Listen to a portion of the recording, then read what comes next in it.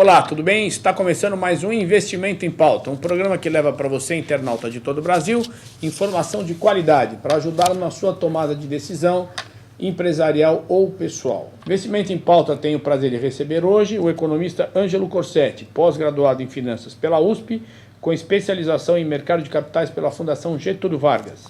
Foi diretor financeiro da multinacional Bunge Borden e superintendente da Comissão de Valores Mobiliários no governo Collor. É professor de finanças do INSPER há mais de 12 anos. Ângelo, obrigado por ter aceito novamente um convite. É um prazer tê-lo aqui.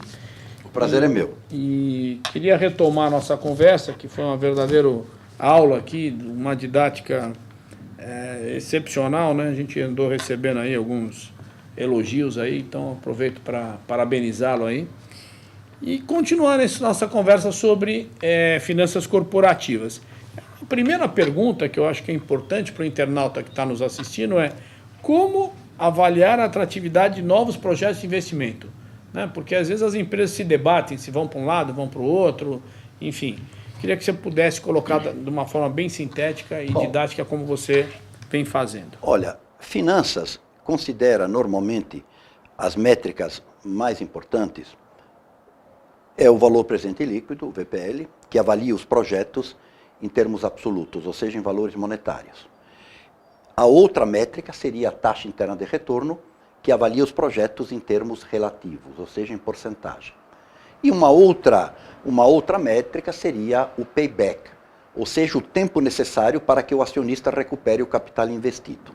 Ora, se o empresário estiver avaliando um único projeto ou projetos independentes, ambas as metodologias do VPL e da TIR, por serem equivalentes, conduzirão à mesma decisão acertada de aceitar ou rejeitar um projeto. Ou seja, se um projeto é aceito pelo VPL, ele será automaticamente aceito pela TIR. Se for rejeitado pelo VPL, ele será rejeitado pela TIR. Agora, pode existir conflito de decisão entre essas duas metodologias? Pode. Quando? Quando a empresa estiver lidando com projetos mutuamente excludentes, com projetos concorrentes. Ou seja, a aceitação de um projeto implica necessariamente na rejeição do outro projeto. Por exemplo, um projeto A, que produz um VPL de R$ 1.000 e uma TIR de 15%. O outro projeto B produz um VPL de 800 e uma TIR de 30%. Aí se produziu um conflito. No projeto primeiro, o VPL é maior e no projeto segundo, a TIR é maior. Então, o que prevalece aí? É claro que prevalece o VPL. Porque a TIR, como eu já tive oportunidade de dizer, é uma taxa realmente que, pela própria metodologia, ela surge. Quando nós avaliamos um projeto, para calcular o VPL, nós precisamos informar o custo de capital, que é aquela média aritmética ponderada entre recursos de terceiros e recursos do capital próprio. Para calcular a TIR, não há necessidade de informar taxa. Agora, veja você, que o que está implícito no modelo da TIR? Se você tem um projeto com uma taxa de retorno de 80%, isto significa que todos os fluxos de caixa futuros deverão ser reaplicados à própria taxa interna de retorno. Esse acho que é um ponto fundamental, que as pessoas fazem muita confusão. Exatamente. E tendem, às vezes, a tomar decisões pela TIR. Pela TIR, o que é algo irreal. Seria muito mais razoável, realmente, imaginar que a empresa pudesse reinvestir os fluxos de caixa futuros ao custo de capital. Este é um primeiro problema da TIR. Segundo, a TIR, na realidade, ela representa, como eu disse, o ponto de reversão da decisão do investimento. Por quê? Porque a TIR é a taxa de desconto que vai fazer com que o valor presente líquido de um fluxo de caixa seja igual a zero. Tá bom. Mas, realmente, nós só vamos ter assegurado, num fluxo de caixa, uma única TIR, ou seja, uma única raiz de uma equação polinomial, se nós tivermos um fluxo de caixa convencional, ou seja, uma única inversão de sinal, menos e mais. Se nós tivermos, como muitas vezes acontece, mais do que uma inversão de sinal, segundo a regra de Descartes, nós poderemos ter tantas raízes nessa equação polinomial, ou seja, tantas taxas internas de retorno, quantas forem as inversões nos termos dos fluxos de caixa. Posso ter raiz positiva? Posso ter raiz negativa? Posso ter raiz, uma TIR real, uma TIR imaginária? E aí fica complicado. Agora, o VPL, não. O VPL, na realidade, significa 3 coisinhas singelas. Quando o valor presente líquido de um projeto de investimento é positivo, significa 1. A empresa está recuperando o capital investido. 2. Está recuperando o capital investido, mas o que é mais importante, remunerado a taxa mínima de atratividade. E 3, aquele valor positivo representa o lucro extra gerado pelo projeto na data zero. Ou seja, os acionistas estão ficando mais ricos com o VPL positivo. Então, tanto no mundo acadêmico como no mundo real, o VPL goza de uma certa preferência.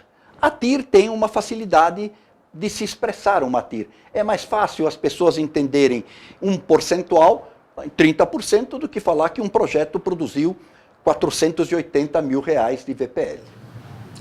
A taxa, aparentemente, ela informa melhor. Mas o nosso internauta tem que se lembrar de que a taxa interna de retorno é uma taxa prometida, né, que pressupõe que você vai conseguir reinvestir os frutos futuros por ela mesma.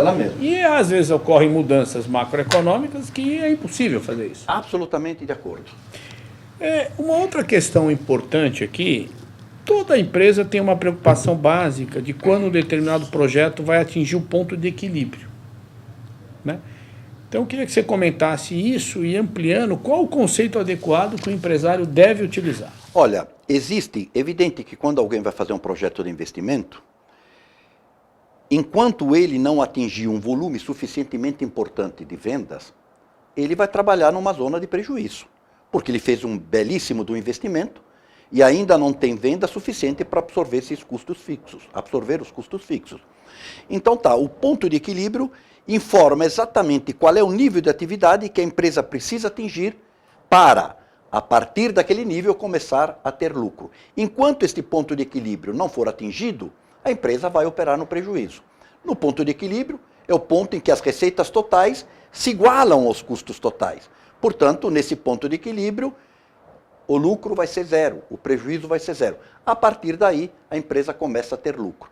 Mas a questão que se coloca, e que muitas vezes nas minhas andanças por aí eu vejo graves erros. Qual é o ponto de equilíbrio que deve ser utilizado? É o ponto de equilíbrio contábil ou é o ponto de equilíbrio do VPL? Porque veja você, Ricardo, quando eu falo ponto de equilíbrio em termos contábeis, na realidade eu recupero sim o capital investido, mas sem levar em consideração o custo de oportunidade e o risco. E eu acho que ninguém gostaria realmente de fazer um investimento, por exemplo, em ações de 5 mil reais e depois de alguns anos, 5, 6, 7, 8 anos, receber de volta os 5 mil reais. Porque é importante que a gente entenda que o dinheiro tem uma dimensão temporal e ela não pode ser ignorada. Então, independentemente da perda do custo de oportunidade, você tem um risco que você não está levando em consideração. Quando você faz o cálculo do ponto de equilíbrio do VPL, as coisas aí estão nos seus devidos eixos. Infelizmente o nosso tempo está chegando ao final, mas acho que esse é um ponto considerável aí, porque muitas vezes isso ocorre, o brasileiro é empreendedor, né? Ele não entende, por exemplo, que quando ele desloca o capital dele, que está num ativo financeiro, para o mundo real, né?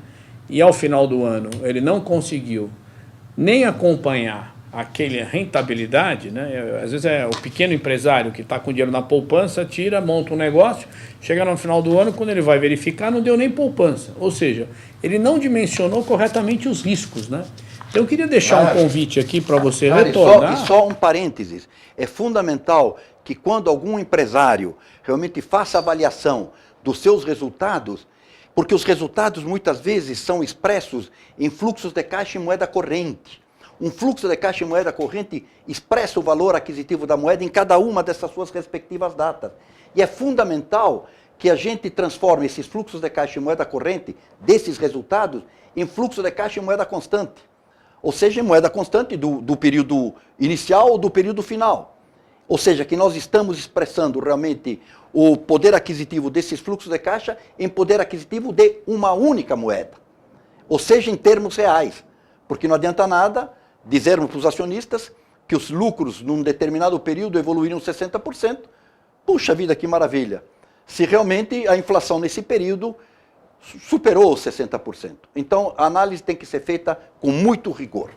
Eu agradeço a sua participação novamente, faço questão de deixar um convite e, numa próxima oportunidade, inclusive, já deixar uma pauta em aberto aqui para a gente trazer alguns casos de sucesso e de insucesso, que eu acho que isso ilustra, né, para o nosso internauta exatamente esses conceitos. E obrigado por ter aceito. Eu que agradeço, eu acho excelente a ideia e na próxima oportunidade abordaremos exatamente casos de sucesso e casos de fracasso. E aonde, apontando aonde que foram realmente os fracassos e aonde foram realmente os sucessos. Obrigado. Eu que agradeço. Para você, internauta de todo o Brasil, agradecemos a audiência. Você que queira contatar o professor Ângelo Corsetti para uma palestra, que eu acho que vale a pena, está aparecendo aí o e-mail dele aí na sua telinha, angelocorsetti@uol.com.br. Vou repetir, angelocorsetti@uol.com.br. Fica aqui o nosso obrigado pela audiência. Até uma próxima oportunidade.